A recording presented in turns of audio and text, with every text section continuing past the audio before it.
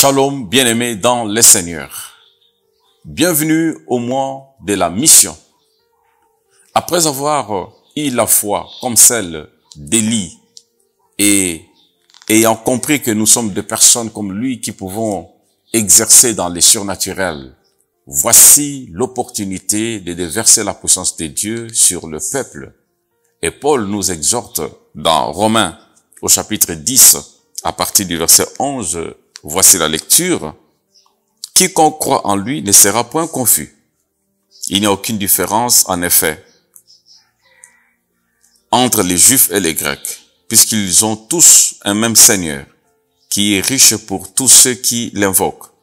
Car quiconque invoquera le nom du Seigneur sera sauvé. Comment donc invoqueront-ils celui en qui ils n'ont pas cru? Et comment croiront-ils en celui dont ils n'ont pas entendu parler?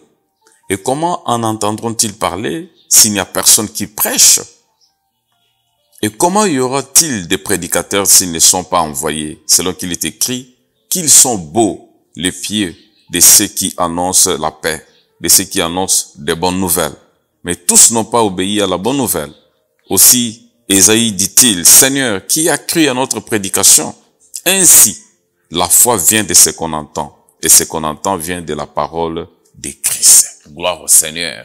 Le mois de la mission, le mois où chacun d'entre nous devrait aller dans une contrée quelconque, dans un endroit quelconque, dans un marché, ou du moins faire un programme dans son office, dans son bureau, avec les collègues des services, pour le présenter Christ. Personne ne peut venir à la foi sans avoir écouté ce que la parole de Dieu déclare. Voici donc le mois de la mission. Voici le mois où chacun de nous devrait faire entendre à ceux qui n'ont jamais entendu la parole de Christ cette parole-là. Et voici le moment où le mois pour nous d'obéir à l'ordre suprême qui dit « Allez de par toutes les nations, prêchez la bonne nouvelle. » Prêchez la bonne nouvelle par vos paroles. Prêchez la bonne nouvelle au travers les réseaux sociaux.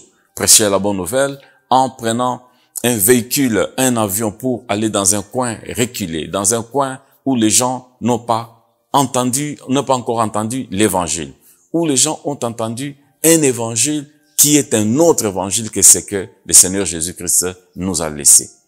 Voici les temps pour plusieurs d'entre nous et pour nous de pouvoir entendre cette voix de Dieu et de donner la possibilité aux personnes de pouvoir se convertir et de venir dans la foi.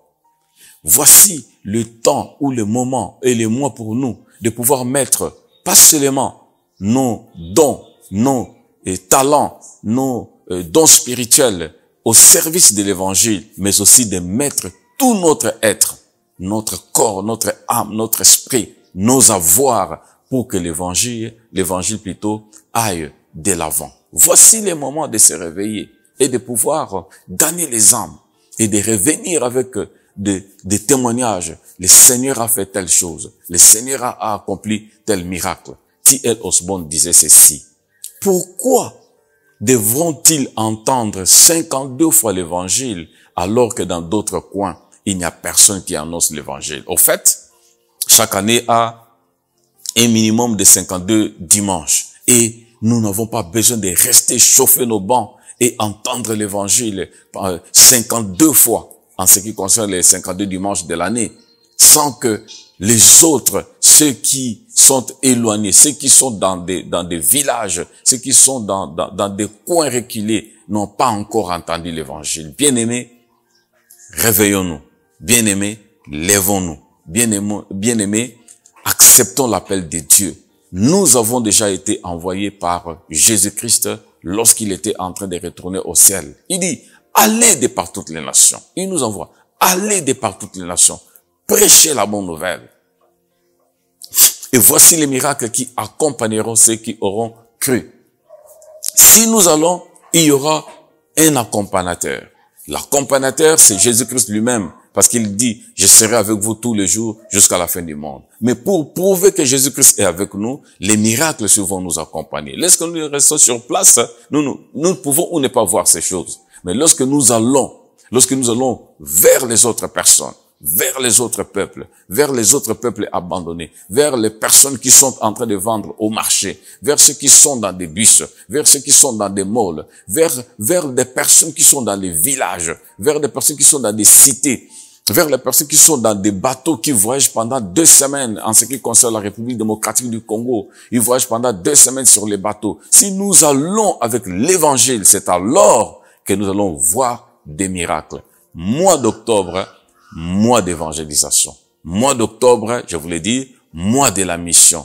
Lèvons-nous avec la foi que nous avons emmagasinée et les prières que nous avons faites comme Élie pendant les mois de septembre. Allons maintenant déverser cette puissance sur le peuple de Dieu. Et nous verrons des conversions. Et nous verrons des miracles. Et nous verrons des guérisons. Ainsi, nous pouvons retourner auprès de Dieu pour dire, nous sommes contents que tu nous as accompagnés. Et nous pouvons espérer que ces personnes vont aller dans la cité céleste. En ce qui concerne l'église de la Restauration, quartier général, plusieurs actions vont être organisées ou sont en train d'être organisées. Déjà, nous sommes en plein colloque missionnaire. Les défis de l'église classique ou traditionnelle face aux crises mondiales, cas de Covid-19. Venez écouter la parole de Dieu aujourd'hui. Nous avons déjà commencé ça hier. Aujourd'hui, demain, le surlendemain et le dimanche. Et vous verrez comment le Seigneur peut vous orienter à pouvoir atteindre les non atteints par votre présence comme sur les réseaux sociaux. Créez une page où vous évangélisez vos correspondants, où vous postez des choses qui feront à ce que quelqu'un revienne à Christ. Dans le cas de l'église de la Restauration quartier général, comme je l'ai dit, des équipes iront au marché de notre environnement. Des équipes seront envoyées dans des bus qui font les transports ici dans la ville de Kinshasa. Des équipes aussi seront envoyées pour renforcer notre action apostolique en Bazangungu, en Nso, à Boadi, à Biboua. Et prenez part à ces équipes-là. Prenez part à ces équipes par votre présence. Prenez part par vos idées. Prenez part par vos moyens.